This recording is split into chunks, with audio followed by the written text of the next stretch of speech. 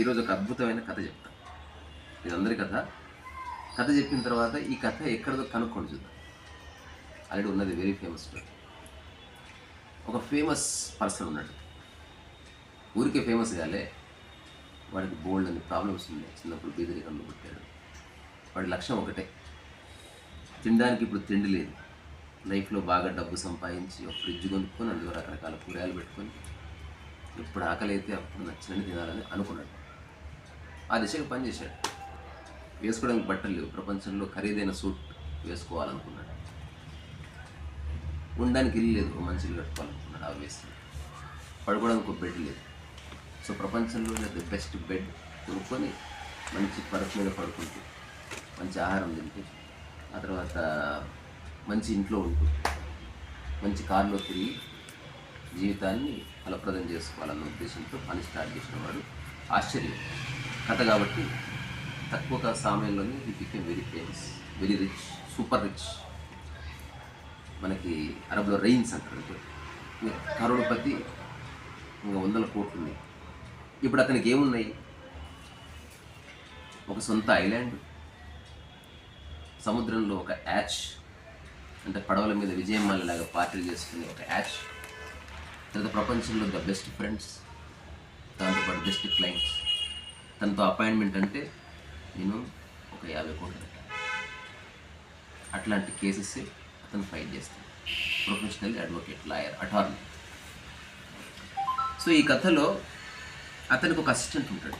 ఇప్పుడు ఈ పర్సన్ వయసు ఒక 55 అట్లా ఉంటుంది. అసిస్టెంట్ వయసు ఒక 30 years ఉంటుంది. ఇప్పుడు అసిస్టెంట్కి ఇట్లాంటి వాడితో పని చేయాలని ఒక డ్రీమ్. ఆబ్వియస్లీ తన అసిస్టెంట్ దగ్గర ఏ ఎక్స్పీరియన్స్ లేదు. సో చాలామంది ఇతని దగ్గర అసిస్టెంట్గా పనిచేయడానికి ప్రయత్నం చేస్తూ ఉంటారు. సో అసిస్టెంట్ ముందు నిర్ధారణకు వస్తారు, నాకు అవకాశం రాదు, అయినా సరే ఒకసారి ప్రయత్నం చేద్దాం అని తర్వాత బయోడేటా ఏదో పంపిస్తాడు. ఇతనికి ఆశ్చర్యకరంగా ఫోన్ వస్తుంది, యూ కమ్ అండ్ జాయిన్. అప్పుడు ఈ మెయిన్ పర్సన్ చెప్తాడు, do you know why I have selected. నిజాయితీగా చెప్తావు, నీకేం రాదని. అందులో అబద్ధాలు ఏమి, అందుకని తీసుకుంటాను. నేర్చుకోవచ్చు, కానీ నిజాయితీ నేర్చుకోలేదు కదా. అది అల్లి నీలో ఉంది. స్టార్ట్ వర్క్, కావాల్సిన శాలరీ ఇస్తాను, బట్ వర్క్ సిన్సియర్లీ. ఇప్పుడు వీళ్ళ ఆఫీస్ ఎక్కడ ఉంటుంది? ప్రపంచంలో one of the best architectural Marvel అట్లాంటి ఒక బిల్డింగ్లో టాప్ ఫ్లోర్లో సువిశాలమైన స్టూడియో స్పేస్లో ఒక మూల కూర్చొని స్మోక్ చేస్తూ కేసు వివరాలు డిస్కస్ చేస్తూ ఉంటాడు. అతను కనుక కోర్టులోకి వెళ్తున్నాడు, గద్దరిల్లిపోతాడు. అతను ఆపోజిట్ లాయర్ ఎవడైనా ఇతను చూడగానే మన సుగ్రీవుడి బలం వాలి సగం లాగేసుకున్నట్టు ఇతను లాగేసుకున్నాడు. ఎందుకంటే ఈజ్ అట్లా ఉంటుంది. తనకున్న ఏమంటారు, కమాండ్ ఓవర్ సబ్జెక్ట్ ఎక్సలెంట్. అయితే యువకుడు గమనిస్తూ ఉంటాడు, ఏంటి ఏ ఏ లక్ష్యాలతో అతను పని చేశాడో అవన్నీ నెరవేరినాయి. అతని మాటల్లోనే తెలిసింది. కానీ ఇప్పుడు తను గమనిస్తున్నాడు, ఒక పార్టీకి వెళ్తే అతను ఫుడ్ తింటాడు, ఎందుకు తింటే అరగదు, ఇంతలా పడుతుంది. మంచి సూట్ వేసుకుంటే నచ్చడం లేదు, ఎందుకు లోపల చెమట పడుతుంది, ఇరిటేషన్ వస్తుంది. ప్రపంచంలోనే విలాసవంతమైన బెడ్ ఉంది, కానీ పడుకుంటే నిద్ర రావట్లేదు. ఫ్రిడ్జ్ ఏంది, తోటలే ఉన్నాయి, పళ్ళ తోటలు, ఆకలి పోయి ఏం చేయాలి? కానీ అది అతను విస్మరించింది. అతను మర్చిపోయింది దాన్ని. కానీ అతని ద్వారా విన్న ఈ అసిస్టెంట్కి మధ్య మధ్యలో గుర్తొస్తుంది, ఈ వ్యక్తి వీటి కోసమైతే తన జీవన ప్రయాణాన్ని మొదలుపెట్టాడో అవన్నీ నెరవేరాయి, కానీ దాని మూలం దెబ్బతింది. ఆకలి పోయింది, నిద్ర పోయింది, ప్రశాంతత పోయింది, కంఫర్ట్నెస్ పోయింది, జస్ట్ డబ్బు డబ్బు డబ్బు పోయింది. ప్రపంచంలో బెస్ట్ థింగ్స్ అని అతని దగ్గర ఉన్నాయి. ఒకనొకరు అర్ధరాత్రి ఒక కేసు గురించి వాళ్ళు డిస్కస్ చేస్తాం. సార్ పడుకోండి సార్ అంటే, లేదు లేదు రేపు మనం దగ్గర దుమ్ము దులిపేయాలి, ఈ కేసు గెలిస్తే మనకి చాలా డబ్బులు వస్తాయి. ఇతను మనసులో అనుకుంటుంది, ఎందుకంత డబ్బు ఏం చేసుకుంటుంది, వాట్ ఫర్. ఎందుకంటే ఎలాంటి వ్యక్తికైనా ఒక స్థాయి వచ్చిన తర్వాత డబ్బు అనేది కిక్ ఇయ్యదు, ఓన్లీ నెంబర్ కిక్ ఇస్తుంది. ఎగ్జాంపుల్, మన దగ్గరనే ఎవరి దగ్గర బెంచ్ కార్ ఉంది, రోల్స్ రాయిస్ ఉంది, ప్రపంచంలో బెస్ట్ బిల్డింగ్ ఉంది, అన్నీ ఉన్నాయి, చూసేవాళ్ళు లేరు. నీకు వాటి మీద ఏ ఆసక్తి ఉన్నది? సో అందుకే ఎవరన్నా కొత్త వాళ్ళు వచ్చినప్పుడు మనం చాలా ఉత్సాహంగా ఉంటాం, ఎందుకంటే వాళ్ళు ఇంకా మన ఇల్లు చూడలేదు కాబట్టి, వాళ్ళు ఇంకా మన బంగారం చూడలేదు. అందరు చూసిన వాళ్ళకు వాళ్ళకి బోర్ వచ్చేస్తుంది. సో నెక్స్ట్ డే కోర్టు కేసుకి వెళ్ళి అతను వాదిస్తాడు. సో ఆడియన్స్ కూర్చున్న ప్లేసెస్లో అసిస్టెంట్ కూర్చుంటాడు, ఉతికి ఆరేస్తుంటాడు అసలు అతను ఆర్గ్యుమెంట్ చేస్తున్నంటే చాలామంది జూనియర్ లాయర్స్ అంతా వచ్చి పక్కన కూర్చుంటారు, నోట్స్ రాసుకుంటారు. అతను ఎట్లా బిగిన్ చేస్తాడు, ఎట్లా ఆర్గ్యూ చేస్తాడు, ఎట్లా కౌంటర్ వేస్తాడు, ఎట్లా కాన్స్టిట్యూషన్లో ఉన్న లాస్ని, ఆర్టికల్స్ని ప్రజెంట్ చేస్తాడు. ఆ లీగల్ సిస్టమ్ మీద కంప్లీట్ కమాండ్ ఉంటుంది. So he's a textbook, walking textbook, encyclopedia of Britannica. అట్లాంటి వ్యక్తి అద్భుతంగా వాదలాడుతూ హార్ట్ అటాక్ వచ్చి పడిపోతాడు. ఓ రౌండ్ తిరిగేట ఆ టైఫాయిడ్ పడిపోతుంది. ఇప్పుడు ఇతను షాక్ తింటాడు అసిస్టెంట్. కట్ చేస్తే ఆబ్వియస్గా హాస్పిటల్, అతను కోటేశ్వరుడు, అతనికి 100,000 మంది క్లయింట్స్ ఉన్నారు, దాంతోపాటు రాయల్ ఫ్రెండ్స్ ఉన్నారు. అందరూ హాస్పిటల్ దగ్గర పోటెత్తిండ్రు, మీడియా పోటెత్తిండ్రు. జస్ట్ ఇమాజిన్, ఎవరో ఒక టాప్ మోస్ట్ కరోడ్పతికి ఇండియాలో హఠాత్తుగా జరిగితే పోతారు కదా, ఏం జరిగింది న్యూస్లో వస్తుంది. సో అతను అసిస్టెంట్ కాబట్టి ఇతను అడుగుతున్నారు, what happen. The same shit happen. ఇప్పుడు చాలామంది పరామర్శించడానికి వస్తే అక్కడ మొట్టమొదటిసారి ఆ నర్సులు, ఆ డాక్టర్స్ ఒకటి డిక్లేర్ చేశారు, he doesn't want to speak with anybody. అతను పబ్లిసిటీని విపరీతంగా కోరుకునే వ్యక్తి, దేన్నైనా తన పబ్లిసిటీకి వాడుకునే వ్యక్తి. అట్లాంటి వ్యక్తి మొదటిసారి డిక్లేర్ చేస్తున్నాడు, నర్సుల ద్వారా చెప్పిస్తున్నాడు, అతనికి ఎవరిని కలవడం ఇష్టం లేదు. అందరు ఆశ్చర్యపోతారు. లెటర్స్, మెయిల్స్ వచ్చేసినాయి అందరికీ. సో ఏ కేసులు నేను తీసుకున్నానో అవన్నీ విత్డ్రా చేసుకుంటున్నా కొందరికి, ఏ కేసులు నేను తీసుకున్నానో వేరే వాళ్ళకి అప్పగించిన వాళ్ళు చూసుకుంటారు కొందరికి, ఏ కేసులు నేను తీసుకున్నానో అసిస్టెంట్కి అప్పగించిన వాళ్ళు చూసుకుంటారు. సో మీరు ఎవరు నన్ను చూడడానికి రావద్దు, నాకు ఫ్లవర్ బొకేస్ వద్దు, మీ పరామర్శలు వద్దు, ఏమైంది ఈ వ్యక్తికి అనేది చిన్న క్యూరియాసిటీ. సరే, ఒక 10 రోజుల్లో, 20 రోజుల్లో, 30 రోజుల్లో అందరికీ ఆసక్తి పోయింది. ఎందుకంటే వాళ్ళ బిజినెస్ సంబంధించిన క్లారిఫికేషన్ వచ్చింది. క్లారిటీ దానిది ఒక్క అసిస్టెంట్కి, ఏమైంది మా బాస్కి. ఇతనికి ఒక ఫీలింగ్ ఉన్నది, అట్లీస్ట్ నన్ను చూస్తాడు. ఎందుకంటే ఎక్కువసేపు తనతోనే గడిపేది, ఆఫీస్లో అయినా, కార్లో అయినా, బయట అయినా, లాంచ్లో అయినా, ఎక్కడైనా.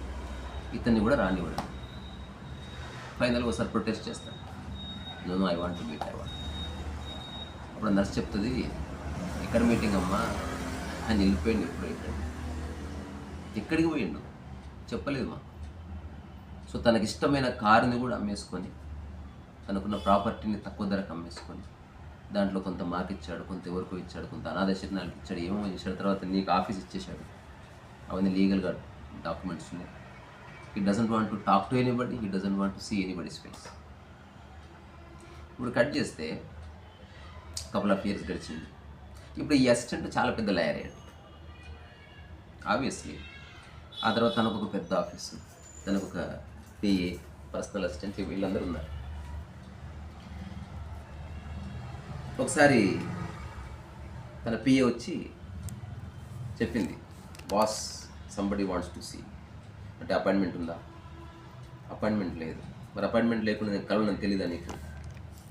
What kind of nonsense is this అన్నాడు. తెలుసండి, but he wants to meet you అని చెప్పింది ఆవిడ. ఎవడైనా నేను కలవనని చెప్పు. సరే, ఏదైనా బిజినెస్ మీటా, లేకపోతే ఎన్ని కోట్ల కేసు, ఎవ్రీథింగ్ కనుక్కో.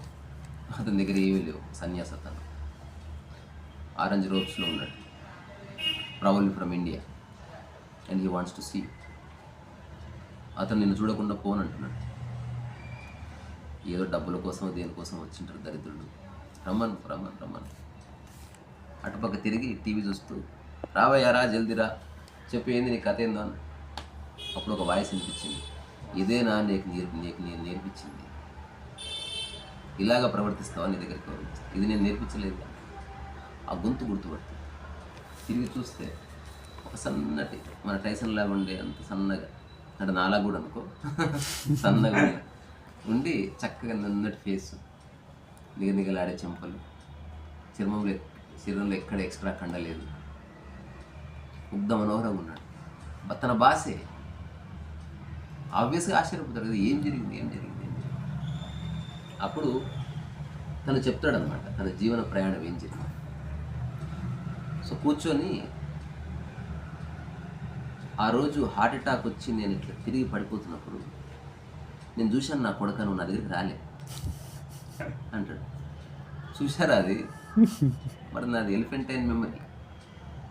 ఆ క్షణంలో కూడా చూసిన, నువ్వు నా దగ్గరికి రాలంటే అందరు మీ దగ్గరికి పరిగెత్తుకొని వచ్చారు మిగతా వాళ్ళంతా. నేనేమో ఆశ్చర్యపోయినా, నిర్ఘాంతపోయినా, భయపడ్డాను. నీ మీద నమ్ముకున్న నా పరిస్థితి ఏమిటి, అసలు నీ పరిస్థితి ఏమిటి, మధ్యలో కేసులు ఏమిటి, నా కెరీర్ ఏమైతే, ఇట్లాంటి ఆలోచనలతో ఉన్నా. తర్వాత ఎన్నోసార్లు వచ్చాను హాస్పిటల్ మిమ్మల్ని కలుద్దామని, మీరేమో ఎవరికి పర్మిషన్ ఇవ్వలేదు. అసలు ఏం జరిగింది, ఎటుపోయారు? ఇంత పెద్ద సామ్రాజ్యంలో ఎటుపోయారు మీరు? అసలు ఇక బుద్ధుడి కథలా లేదు అంటే అంతా వదిలేసుకోవడం. జనాలకు ఏమైనా నచ్చుతుంది ఇది. కొన్ని సినిమా కథలను చెప్తారు, రియల్ లైఫ్లో జాంట్ కూడా వదిలేవాడు.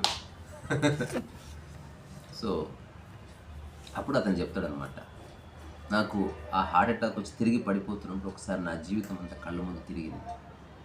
సంపాదిస్తే ఇంకా 100 కోట్లు 1000 కోట్లు సంపాదిస్తాను, కానీ లైఫ్ అట్లా కాదు. సో అట్లా హార్ట్ అటాక్తో పడిపోతున్న నాకు తెలిసింది నేనంత ఒంటరివాడిని. నా ఆస్తిని అందరూ అనుభవిస్తారు, నా సక్సెస్ని అందరూ అనుభవిస్తారు, నా నొప్పిని ఎవడు అనుభవించడం మొదటిసారి తెలిసింది. సో నా జీవితం నాదే. మొదటిసారి నా జీవితాన్ని నా చేతిలోకి తీసుకొని చూడాలనుకున్నాను. ఆ హాస్పిటల్లో బెడ్ మీద పడుకుని ప్రత్యేకంగా ఆలోచించాను, అసలు నా గతం తాలూకు ఏ కనెక్షన్ ఉన్నా నేను నా జీవితాన్ని ఎంక్వైరీ చేయను. ఇంతకాలం లగ్జరీలో బతికిన, కొంతకాలం సాధారణంగా బతికించుంటా, పోతే పోతా, ఫరకనే పడతా అని బయలుదేరి ఇండియాకు వచ్చి, ఇండియాలో కాలిబాటన పరివ్రాజకుల్లా తిరిగి, ఆ తర్వాత నేపాల్ వెళ్ళి అక్కడ ఎంక్వైరీ చేయడం మొదలైంది. నేను ఎప్పుడైతే చెప్పులు లేకుండా అట్లా నేల మీద నడుస్తున్నానో, రోడ్డు మీద దొరికిన పళ్ళు పొలాలు ఆకులు కూరగాయలు తింటున్నాను, ఆశ్చర్యం నా బాడీలో ఉన్న రోగం అని తెలియదు. మొదటిసారి బెడ్ లేదు, దిండు లేదు, నిద్ర వచ్చేసింది. మొదటిసారి హైజీనిక్గా కాదా, మంచి ఫుడ్డా కాదు, ఆకలి అయింది, తినేస్తుంది. సో మొదటిసారి వేసుకున్న బట్టలు పాతవైనా చీకిపోయినవన్నా ఎంత బాగున్నాయి. అది నాకు అనుభూతి కలిగిన తర్వాత నా ప్రయాణం ఎట్లా కొనసాగించకుండా ఉంటా. So I continued my journey. అలా తిరగగా నాకు ఒక వ్యక్తి కలిసాడు. అతను అడిగిన జీవిత పరమార్థం ఏంది, అసలు ఎట్లా తెలుసుకోవాలి అంటే అప్పుడు అతను చెప్పాడు, ఈ హిమాలయాస్ అవతల ఎక్కడో ఒక పూల లోయ ఉంటుంది. ఆ పూల లోయ లోపల కొందరు మౌన సాధువులు ఉంటారు, లేదా శివ సాధువులు ఉంటారు, ఏదో సాధువులు. వాళ్ళకి జీవిత రహస్యం తెలుసు. వాళ్ళు నిరంతరం హాయిగా ఆనందంగా పక్షుల్లాగా పిట్టల్లాగా బతికేస్తూ ఉంటారు. ఈ బాహ్య ప్రపంచంతో, ఈ ప్రపంచంలో ఉండి డబ్బు పేరు ప్రఖ్యాతులు వెంట వాళ్ళు పడరు. కానీ వాళ్ళు ప్రపంచ శాంతి కోసం నిరంతరం వాళ్ళ మౌనంతో సందేశాన్ని పంపిస్తూ ఉంటారు. అట్లాంటి వ్యక్తులను వాళ్ళు గుర్తుపడతారు. అదర్వైజ్ వాళ్ళు మాట్లాడరు, నువ్వు వాళ్ళని కనుక్కోలేవు. ఇతను ప్రయాణం చేసి చివరికి కథ కాబట్టి ఆ పూలలోయ దగ్గరికి వెళితే ఆశ్చర్యం, నిజంగానే అందరూ బాగుంటారు, అందరూ అందంగా ఉంటారు, అందరూ మౌనంగా ఉంటారు. ఒక గొప్ప నిశ్శబ్దము, గొప్ప అందం రాజ్యం వెళుతుంటాయి. అతను ఒకసారి కళ్ళు మూసుకుని ఆశ్చర్యపోతాడు. తను తిరిగిన నగరము, ఆ ట్రాఫిక్, ఆ శబ్దాలు, దానికి దీనికి ఎంత తేడా ఉంది. అక్కడ ఎంత గందరగోళం, ఇక్కడ ఎంత ప్రశాంతత, అక్కడ ఎంత కంపారిజన్, ఇక్కడ ఏ పోలిక లేదు. ఎవరి జీవితం ఒక పువ్వు ఎట్లయితే దానికి అది ఉన్నదో, ఇట్లా మనుషులు వాళ్ళకు వాళ్ళు ఉన్నారు.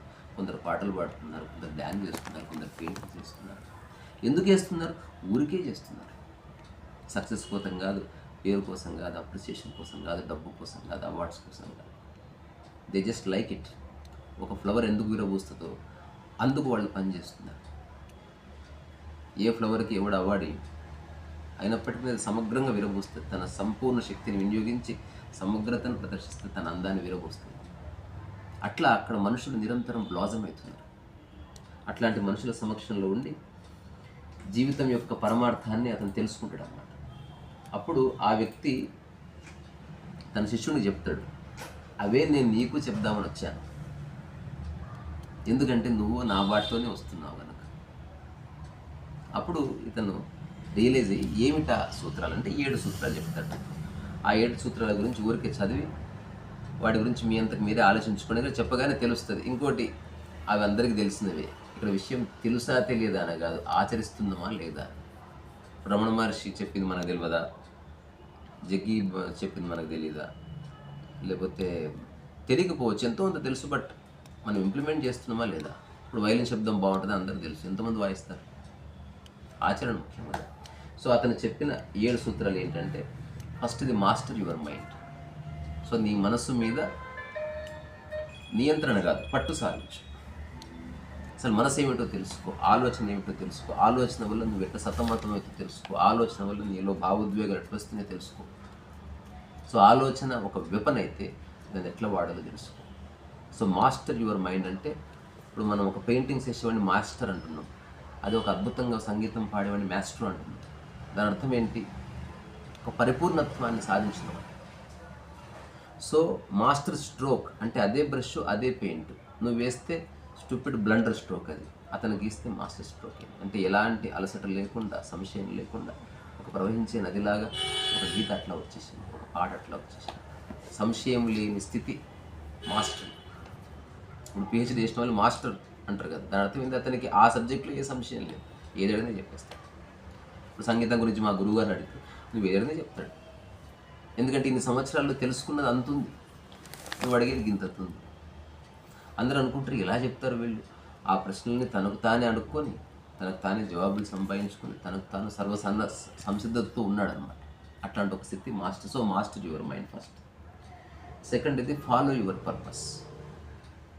అంటే ఏ పని చేస్తే నీకు సమయం తెలియదు, ఏ పని జీవితకాలం శ్వాసలాగా చేయగలవు, అట్లాంటి పనిని నువ్వు వెతుక్కొని దాన్ని కొనసాగించు.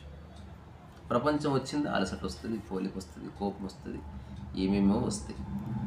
సో ప్రపంచాన్ని డిస్కార్డ్ చేసి నీ పని చేయి. మూడవది ప్రాక్టీస్ కైజెన్. కైజెన్ అనేది ఒక జపనీస్ వర్డ్. సింపుల్ చెప్పాలంటే నీ డే టు డే యాక్టివిటీస్లో సంపూర్ణంగా నిమగ్నంగా ముడ్డి శ్రద్ధగా గడుక్కో, నీళ్ళు శ్రద్ధగా తాగు, స్నానం శ్రద్ధగా చేయి, పూజ శ్రద్ధగా చేయి, ఇల్లు శ్రద్ధగా కూర్చు, ఎవరిని వస్తే శ్రద్ధగా నమస్కారం. నీ మనసుని అటు ఇటు తొడకని. నాలుగవది లివ్ విత్ డిసిప్లిన్. డిసిప్లిన్ రెండు రకాలు ఉంది మళ్ళీ. Discipline from out side, discipline from within.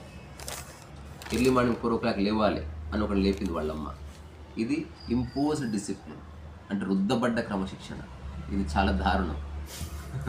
రెండోది ఏంది, నా అందుకు నిన్న 4కి లేచాను, ఇద్దరు 4కే లేచారు. వాడేమో దమాక్ ఖరాబే లేచిండు, వీడు దమాక్ మంచిగా ఉండి లేచిండు, తేడా అది.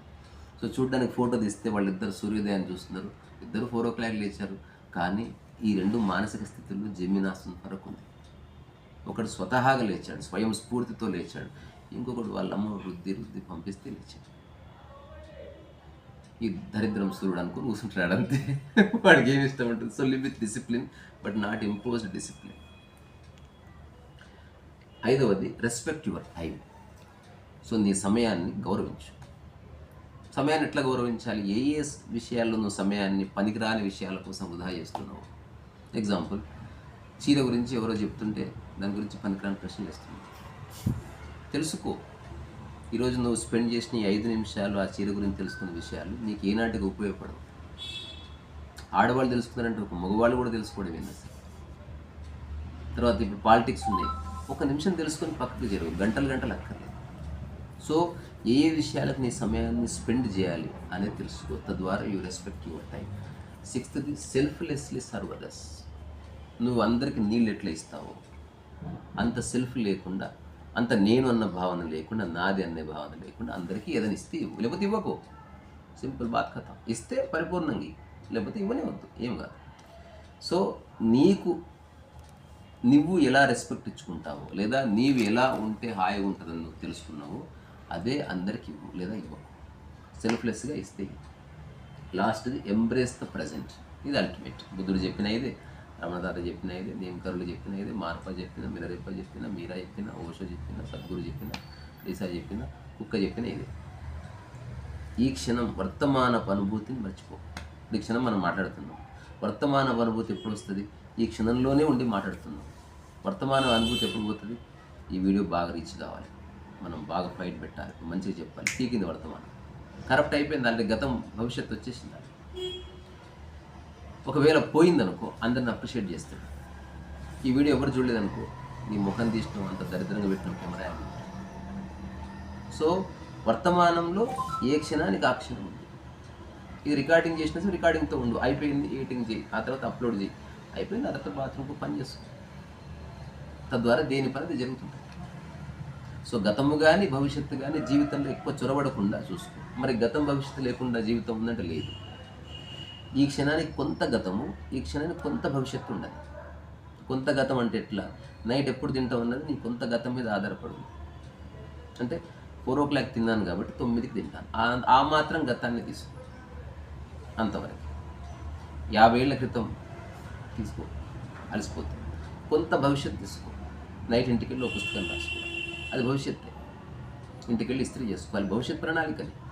కానీ 50 ఏళ్ల తర్వాత ఏం చేస్తావు, అట్లాంటి భవిష్యత్ ప్రణాళికలు. సో వర్తమానము కొంత గతాన్ని కొంత భవిష్యత్తుని కలుపుకొని పెడతాం. సో ఈ 7 సూత్రాలని పాటించవయా, చాలా బాగుంటుంది లైఫ్ అని చెప్పి డిసప్పియర్ అయిపోతాయి. ఆ తర్వాత ఆబ్వియస్గా ఇతను కూడా ఇతన్ని గురువుగా అంగీకరించి ఒక పక్క వృత్తిలో ఉంటూ ఈ విషయాలను అడాప్ట్ చేసుకొని అటుపక్క ప్రాపంచికంగాను జీవితాన్ని సాఫల్యం చేసుకున్నాడు, అట్లా ప్రకృతిపరంగాను జీవితం సాఫల్యం చేసుకున్నాడు అనేది నాకు బాగా నచ్చిన కథ. 2007-8 ప్రాంతంలో ఒక పుస్తకంలో చదివాను. ఎన్నిసార్లు చెప్పినా బోర్ రాలేదు. ఇది ఒక సినిమాకు కూడా తీయొచ్చు, అట్లాంటి ఒక స్టోరీ. సో ఇది ఏ పుస్తకమో గెస్ట్ చేసి కామెంట్స్లో పెట్టండి, అంతే. పెడితే పెట్టండి, లేకపోతే కానీ ఎవరు తెలిసిన వాళ్ళు ఉంటే పెట్టండి, నెక్స్ట్ ఎవరిని కొనుక్కొని చదువుతారు. ప్రస్తుతానికంటే ఇది రాసింది పేరు హిందూ పేరులా ఉంటుంది, కానీ అతను ఇక్కడి వాడు కాదు. పుస్తకం పేరులో కారు పేరు ఉంటుంది, కానీ అదేం కాదో చెప్పాను అంతే. ప్రస్తుతానికి రీసెర్చ్ సర్వీస్.